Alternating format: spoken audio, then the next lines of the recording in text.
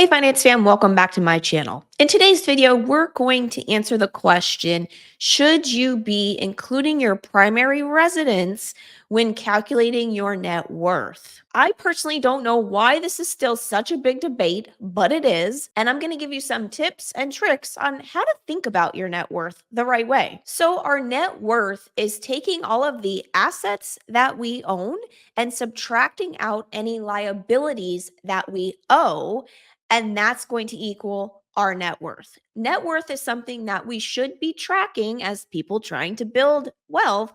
We should track it every single year. You don't want to get too obsessed with it on like a month to month basis. You really just want to be year by year saying, okay, how is this trending? Am I on track overall for reaching my wealth building goals? I recently wrote in the Daily Doe about this topic because it ended up being a conversation on Twitter that I thought was interesting enough to do a video about. So essentially, somebody tweeted, if you own a primary residence, do you consider it an asset or a liability? So they posed that question. Is it an asset or a liability?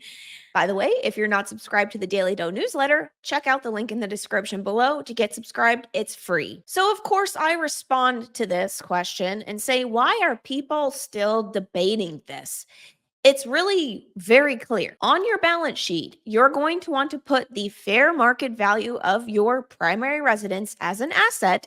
And then if you have a mortgage on that house, you're going to want to put the mortgage that you have left as a liability. And then that'll end up netting out and it'll either help your net worth with a positive equity number or it'll hurt your net worth with a negative equity number. Either way, this is something that you're going to want to have a view of. Something many people might not know is most Americans in the bottom 50% wealth quartile, they have most of their net worth in their home. Maybe some of these people have investment real estate, but for the most part, most people hold their wealth in their primary residence. The argument that a lot of people make with the primary residence is, well, I don't want to include it on my balance sheet or think about it in terms of my net worth because I'm not going to sell it. I'm going to be in it forever. Why would I even pretend it's there?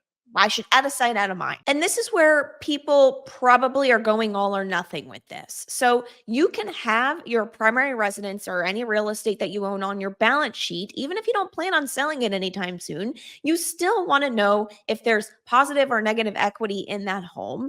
And you want to know that if something happened, you would either have access to some kind of equity in a dire emergency, or you could sell your home and, you wouldn't be completely upside down in terms of equity. So even though you don't necessarily plan on using the equity, we want to know when we are building our net worth what it truly looks like. The accuracy is important. People say, I only want to know what my liquid net worth is. So some people are like, I don't want to know. I just want to have my liquid net worth. That's all I care about is my liquid net worth. And that's fine, but you can focus on liquid net worth while still having a balance sheet that reflects any equity that you hold in your home. I personally do this by having my balance sheet, but also on the side, I keep a running percentage of how much of my net worth, what percentage of my net worth is liquid. So you can essentially have a goal number. Maybe you want 50% of your net worth liquid. I'm just throwing out a number there. I'm not saying that's right or wrong, but you can pay attention to that number. And as you're doing your net worth every single year, you're able to see how that percentage changes based on how your assets and your liabilities change and kind of focus on a goal to keep your liquid net worth at a certain percentage if you want to. But focusing on liquid net worth does not mean that you can't have your primary residence on your balance sheet. And then you have people saying things like this. Maddie B said, it's a liability. It takes money from you every month. You can update your balance sheet, but in practical purposes, until you sell and realize gains, it is a liability as you pay for it each month, even without a mortgage. This is just the wrong framing here. This is conflating costs and returns with equity. The costs that you have to upkeep your home, they are costs that will affect your returns later in life when you go to sell that asset.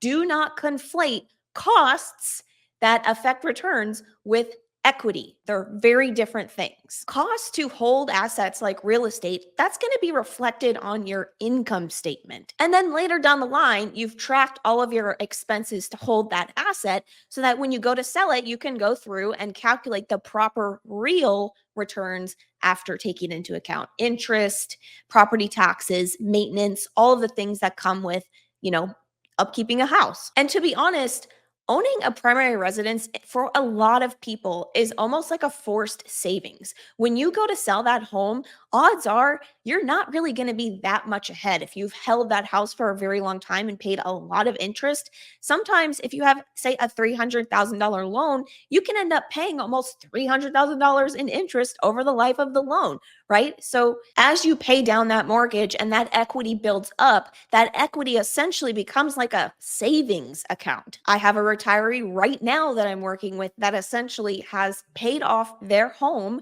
They paid a lot in interest, property taxes. Their returns are actually not that high, but they had a lot of equity on their balance sheet and they were able to sell that house, have tons of cash to be able to buy a whole new house in cash in full. So tracking that equity is important because it helps us make moves later in life. Again, don't conflate costs that affect returns with equity. Got another comment from Cody that said it's only worth basically adding the primary residence to your balance sheet if the spread, the value versus what you owe, is greater than 500,000. Don't know how that number feels like it got pulled out of thin air. That's crazy. Adding 50K of equity is misleading because if you would decide to move to capture that value, you'd probably spend 50K in fees, moving, utilities, furniture, etc. So this person is basically saying if the equity that you have in your home isn't a lot, don't add it to the balance sheet. It's useless.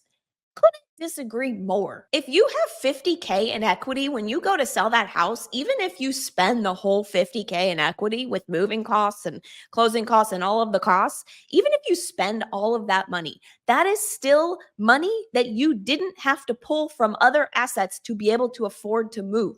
That equity helped you. So I think that that is a very short-sighted view. So in the end, I don't think that there's anything wrong with wanting to focus on liquid net worth because ultimately that's the net worth that's going to really help us spend money in retirement and survive, right?